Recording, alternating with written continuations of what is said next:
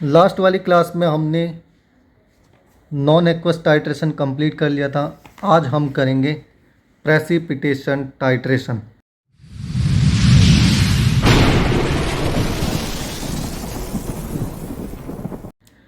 Precipitation titration को अर्जेंटोमेट्रिक titration के नाम से भी जाना जाता है। अब नाम से पता लग रहा है प्रेसिपिटेशन टाइट्रेशन, यानी इसमें प्रेसिपिटेशन रिएक्शन चलेगी और प्रेसिपिटेट का फॉर्मेशन होगा। प्रेसिपिटेशन टाइट्रेशन एक वॉल्यूमेट्रिक टाइट्रेशन का एक टाइप है। इसमें दो आयन के स्पीशीज कंबाइन करते हैं और इनसॉल्युबल प्रोडक्ट यानी कि प्रेसिपिटेट का फॉर्मेशन करते हैं। प्रेसिपिटेशन टाइट्रेशन में इंडिकेटर की सुटेबिलिटी बहुत कम होती है, यानी सुटेबल इंडिकेटर मिल पाना बहुत मुश्किल होता है। और रेट ऑफ रिएक्शन भी स्लो होती है। क्यों स्लो होती है? अगर हम प्रेसिपिटेशन टाइट्रेशन में डाइल्यूशन करते हैं तो उसमें रेट ऑफ रिएक्शन स्लो हो जाती है। तो इन दोनों कारणों के कारण प्रेसिपिटेशन टाइट्रेशन को बहुत ही कम लिमिटेडली यूज़ किया जाता है as compare to other titrimetric method या टाइट्रेशन। इसमें कोई भी को प्रेसिपिटेशन का यूज़ नहीं किया जाता है, यानी को प्रेसिपिटेशन यानी जो प्रेसिपिटेशन के साथ चलेगा प्रोसेस, उसको कहेंगे को प्रेसिपिटेशन। एनालाइट और रिएजेंट, जो भी एनालाइट और रिएजेंट होते हैं वो स्टोशियोमेट्रिक रिलेशनशिप में रहते हैं, यानी शो करते हैं। और इसके साथ साथ रेट ऑफ रिएक्शन फास्ट होती है। इसका मतलब क्या है? देखो, जैसे कि ये दोनों हैं NaCl AgCl AgNO3 के साथ रिएक्शन करेंगे, प्रेसिपिटेट बनाएंगे। और इसके साथ जो दूसरा रिएजेंट है पोटेशियम क्रोमेट, ये दोनों के दोनों स्टोशियोमेट्रिक कोफिशिएंट के रिलेशन में रहेंगे।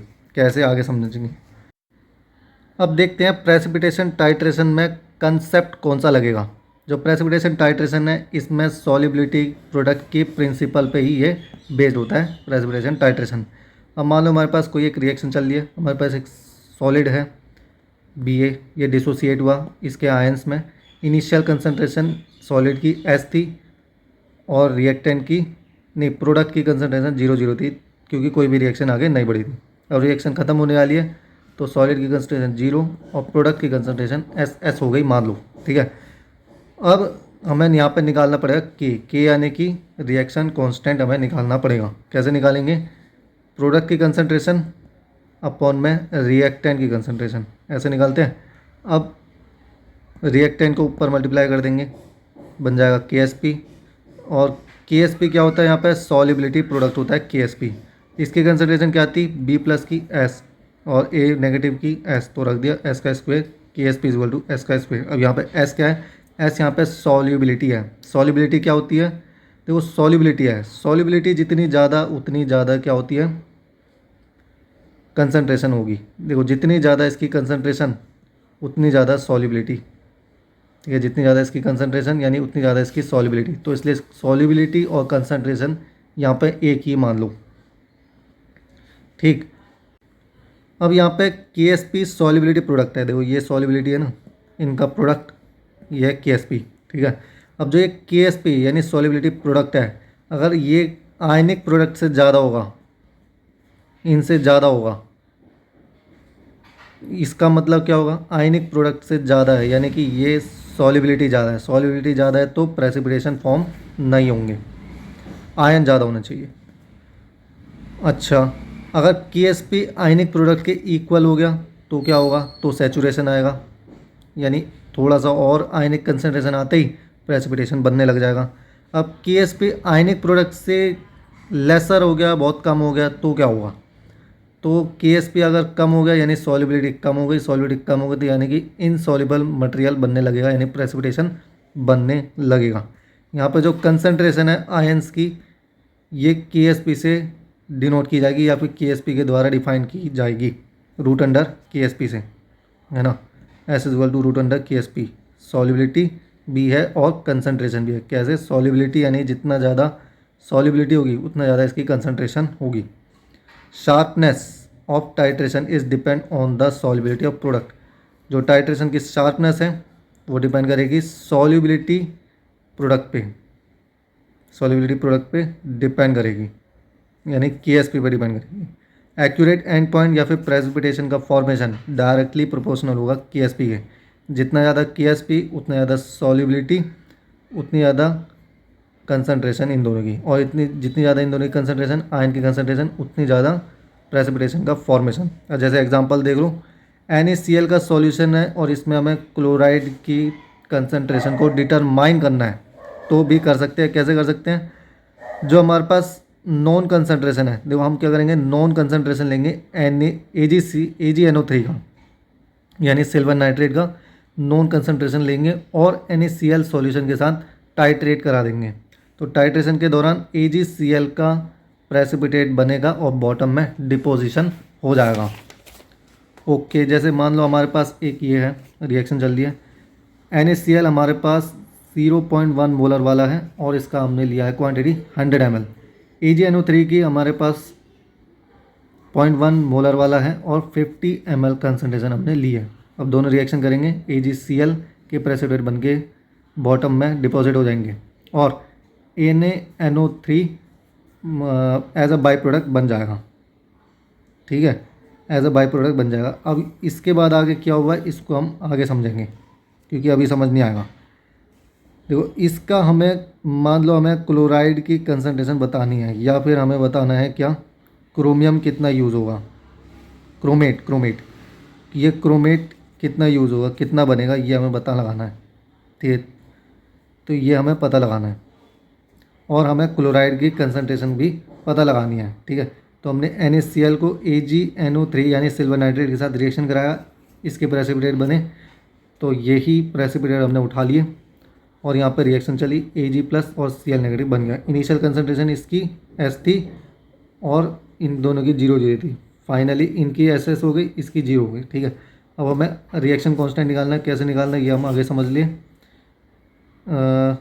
रिएक्टेंट की नहीं, प्रोडक्ट की कंसंट्रेशन अपॉन में रिएक्टेंट की कंसंट्रेशन, इसको मल्टीप्लाई कर देंगे उधर, KSP बन जाएगा। सिल्वर क्लोराइड का KSP बन गया और Ag+ और Cl नेगेटिव, इन दोनों की कंसंट्रेशन क्या है, SS, तो S का स्क्वायर हो गया। AgCl की KSP की वैल्यू हमें गिवन है, यानी सॉल्युबिलिटी प्रोडक्ट की वैल्यू गिवन होती है, ये स्टैंडर्ड होती है, स्टैंडर्ड वैल्यू होती है, हर बार गिवन होती है, 1.2 × 10⁻⁻10 होती है। देखो ये वाली, ठीक है। अब S² = KSP, तो KSP की वैल्यू कितनी है, इतनी। अब या तो S² तो हमारा इसकी कंसंट्रेशन है और इसकी कंसंट्रेशन है, ठीक है, S और S, या तो इसकी क्या वैल्यू होगी, 1.1 × 10⁻⁻5। कैसे निकला, ऊपर से ही स्क्वायर उधर जाके रूट को सॉल्व करोगे, ये आ जाएगा 1.1 × 10⁻⁻5। ठीक है, तो सिल्वर की या फिर क्लोराइड की ये हो गई। अब यहाँ पे हमने देखा था, देखो सिल्वर ऐसे रहने देंगे, क्लोराइड को नीचे भेज देते हैं, KSP अपॉन में क्लोराइड, ये इक्वेशन याद रखते हैं। ठीक है, अब हमने लिया सिल्वर नाइट्रेट, जो हमने यूज़ किया था, सिल्वर नाइट्रेट को रिएक्शन करा देंगे हम पोटेशियम क्रोमेट से कर देंगे, तो सिल्वर क्रोमेट और पोटेशियम नाइट्रेट बन के अलग हो जाएगा। Potassium nitrate as a by product बना। ठीक है, अब हम सिल्वर क्रोमेट को उठाएंगे, ये भी एक प्रेसिपिटेट ही है। सिल्वर क्रोमेट का हमने प्रेसिपिटेट, यानी सिल्वर क्रोमेट को हमने उठा लिया। अब इसको डिसोसिएशन होगा सॉल्वेंट के कारण, तो ये डिसोसिएशन हुआ। सिल्वर 2 है तो 2 मोल इसके बने और 1 मोल इसका बना। ठीक है, आई इनिशियल कंसंट्रेशन इसकी S थी, इसकी 0, इसकी एंड पॉइंट में कंसंट्रेशन हो गई 0, इसकी हो गई 2S, इसकी हो गई S, क्योंकि 2 है। ठीक है, तो यही होता है स्टोइचियोमेट्रिक कोफिशिएंट, यही स्टोइचियोमेट्रिक कोफिशिएंट होता है। K = Ag2 और CrO4 2। ठीक है, तो ये पहले हो गया। K की वैल्यू कैसे निकालेंगे, रिएक्शन कांस्टेंट की वैल्यू कैसे निकालेंगे, प्रोडक्ट की कंसंट्रेशन अपॉन में रिएक्टेंट की कंसंट्रेशन। ठीक है, तो इसको उधर मल्टीप्लाई कर देते हैं तो बन जाएगा KSP, किसका, इसका KSP बन जाएगा, सिल्वर क्रोमेट का KSP बन जाएगा। सिल्वर क्रोमेट की KSP की वैल्यू होती है, गिवन होती है 1.72 × 10⁻12। ठीक है, ये हो गया स्क्वायर, इसको भेज देते इसके नीचे और ये इसका जो स्क्वायर है ये इधर जाके रूट में कन्वर्ट। ठीक, अब ये Ag की वैल्यू हमें यहाँ मिल गई थी 1.2 × 10⁻10 अपॉन में Cl, तो ये रहा, ये = रूट इधर ऐसे ही सेम इस वाले रूट को उधर भेज देते हैं, नहीं इस क्लोराइड को ऊपर भेज देते हैं, ये वाले रूट वाले वैल्यू को नीचे भेज देते हैं, सेम ऐसे। ठीक है, तो क्लोराइड ऐसे अपॉन में रूट जैसे हमने बताया था। ठीक है, तो ये हो गया 9.2 into ten to the power minus 5। इसको सॉल्व करके अब क्लोराइड को ऐसे ही रहने देते हैं, इसको नीचे भेज देते हैं, इसको ऊपर भेज देते हैं। ठीक है, तो ये देखो ये वाला रूट अंडर क्रोमेट की concentration is equal to chloride upon में 9.2 into ten to the power minus 5। ठीक है, अब इधर क्लोराइड की कंसनट्रेशन हमारे पास कितनी थी, क्लोराइड की कंसनट्रेशन थी 1.1 into ten to the power minus 5 थी, है ना। तो इसको रख देंगे, तो 10 to the 5 10 to the 5 cut गया, 10 to the power minus 5 cut गया। ठीक है, तो रूट इधर जाके स्क्वायर में कन्वर्ट, इसलिए ये स्क्वायर। ठीक, इसको कर देंगे सॉल्व, तो आ जाएगा 1.4 into ten to the power minus 2 और ये इसको वैल्यू आ जाएगी 0.014 मोलर। ठीक है, क्रोमेट की कंसनट्रेशन निकाल दी और यहाँ पे हमने क्लोराइड की कंसनट्रेशन निकाल दी थी। तो वैसे ये पूछा तो नहीं जाता, लेकिन पढ़ लेना फिर भी। बेसिक रिक्वायरमेंट प्रेसिपिटेशन रिएक्शन में क्या क्या होनी चाहिए, जो प्रेसिपिटेशन है वो रैपिडली बनने चाहिए, रिएक्शन क्वांटिटेटिव होनी चाहिए, एंड पॉइंट या फिर इक्विवेलेंट पॉइंट क्लियर विजिबल होना चाहिए, अनअफेक्टेड नहीं होना चाहिए को प्रेसिपिटेशन के द्वारा या फिर एडजॉर्बेंट के द्वारा, प्रेसिपिटेशन शुड बी इनसॉल्युबल होना चाहिए। लिमिटेशन क्या होते हैं, सूटेबल इंडिकेटर की कमी होती है, यानी डिटेक्ट नहीं कर पाता है प्रेसिपिटेशन को, अवेलेबल प्रेसिपिटेशन को। Rate of precipitation in dilute solution में बहुत ही स्लो हो जाते हैं, यानी प्रेसिपिटेशन बहुत स्लोली बनते हैं डाइल्यूट सॉल्यूशन में। टाइट्रेशन के दौरान को प्रेसिपिटेशन ऑकर्स, टाइट्रेशन के दौरान को प्रेसिपिटेशन होता है, which cause difficulty to determine exact composition of the precipitate. Exact precipitate की कंपोजिशन को पता लगाना मुश्किल हो जाता है, क्योंकि यहाँ पे होता है को प्रेसिपिटेशन, इसी के दौरान चलती रहती है। जो प्रेसिपिटेशन टाइट्रेशन है are limited to use, precipitation titration को बहुत लिमिटेडली यूज़ किया जाता है, जैसे सिल्वर में यूज़ किया जा रहा है सिल्वर आयन को डिटेक्ट करने के लिए, एनायन को डिटेक्ट करने के लिए। तो ये इसका लिमिटेशन हो गया। तो आज के लिए बस इतना ही, नेक्स्ट वाली वीडियो में हम पढ़ेंगे प्रेसिपिटेशन टाइट्रेशन के मेथड।